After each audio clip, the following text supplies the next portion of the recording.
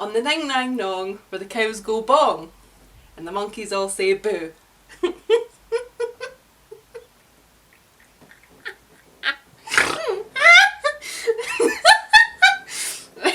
Let's try that again. Hey guys, I'm Kirsten, and you're watching Kirsten Megan's Book to Reality.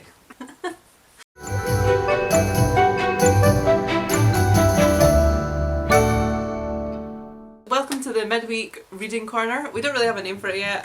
I'm calling it reading corner. I think I might stick with that. I quite like it. It's quite cute and it's nifty and I think it works. Today I'm going to be reading 3 poems. One is again by Spike Milligan. Felt like a lot of you really enjoyed his stuff last week, so I thought I would give you another one. I might put him in kind of every week because I think it would be really nice to read you one of those each time we're at the reading corner. It's cheery and it's happy and or it's a good laugh or it's like, what the hell are you even talking about, Spike? So I think that'll be a really nice thing to do. We've got another one that is by Tim Burton and the other one is by Rupi Kaur. Right, let's get into it. So the first one I'm reading is again by Spike Milligan from his A Children's Treasury of Milligan. This is one that I absolutely love. I actually used to know it off by heart. I don't know if I can do it off by heart now. It's been a really long time, but this was one of the like more famous ones, probably one of the more goofy ones. The subheading for it is A Silly Verses for Kids. So, I mean, it tells you just how ridiculous it is. There's some nice little illustrations in it for you. We've got a cow here. We've got our teapots having a nice cup of tea. We've got a monkey that obviously says boo, and there's a wee clang here. Right, so that's your little illustrations, and I'll try and read this way so that you can see the illustrations. This is going great, isn't it? So it's called On the Ning Nang Nong. On the Ning Nang Nong, where the cows go bong, and the monkeys all say boo. There's a nong nang nang, where the trees go ping, and the tea chops jibber jabber joo. On the nong nang nang, all the mice go clang, and you just can't catch them when they do. So it's ning nang nong, cows go bong, nong nang nang, trees go ping, nong nang nang, the mice go clang. What a noisy place to belong is the ning nang, ning nang, nong. So that's the ning nang nong for you there. I love it. I think it's absolutely great. It's so wacky. It makes absolutely no sense whatsoever. But it's just wonderful. And it's actually, that's how famous it is. It's the one that's on the back. Instead of having a synopsis, we've just got the Ning Nang Nong on the back of the book. So that you've got a wee taste of what you're into. So that's our first poem in the reading corner today.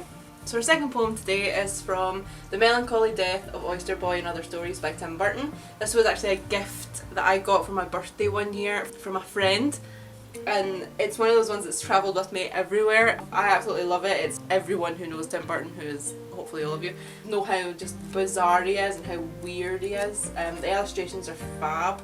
So the one I've chosen to do today is called Melonhead.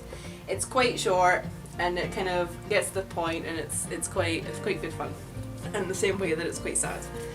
Kind of the way everything that Tim Burton does is. The poem's called Melonhead. Some nice illustrations here, I hope you can see them. And here's the poem. There once was a morose melonhead who sat there all day and wished he were dead. But you should be careful about the things that you wish, because the last thing he heard was a deafening squish. He gets stood on. He died. He's dead. He's a dead guy. The poor melonhead wished he was dead, and he died by the most horrible death I can possibly think of. Quite dark, but it's a good laugh, and I love them, and it's actually a really nice book. So that's The Melancholy Death of Oyster Boy, if anyone's interested in getting that, a hold of that. So that's our second one for today. And the third one we're going to do is one that's a bit more serious.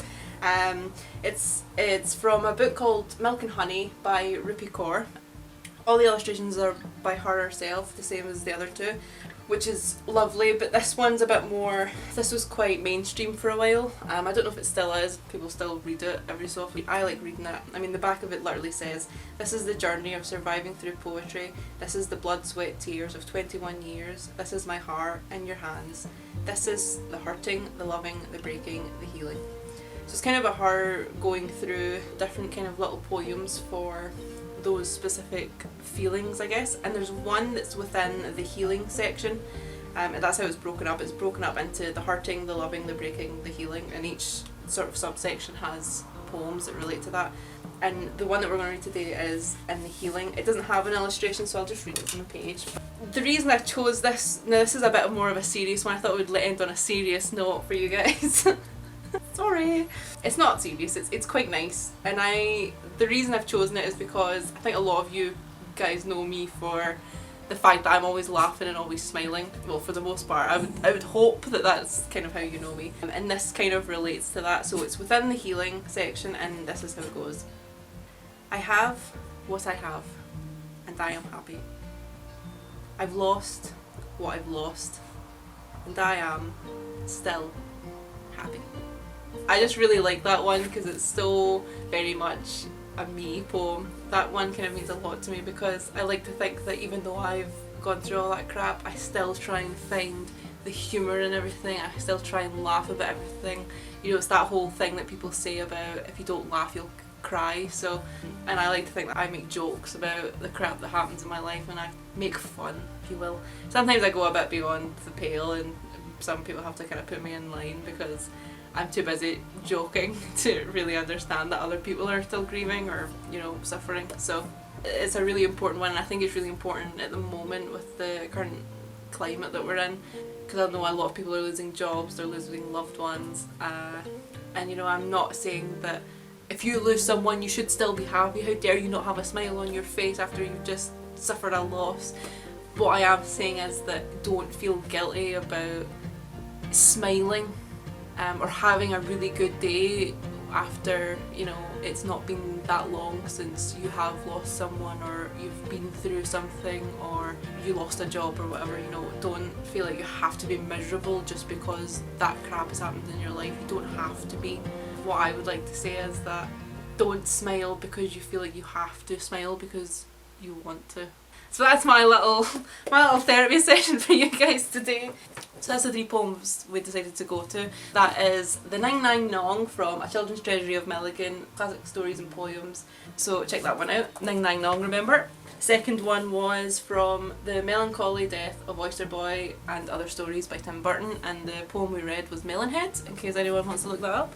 And the third one was from Milk and Honey by Rupi Kaur. The poem doesn't have a name, but I'm going to call it Happy. But it's within the healing section, so if anyone wants to look that up as well, then I think you should do that for sure. So that's us this week for the reading corner. I'll need to come up with like a theme tune. It's the reading corner. Okay, anyway.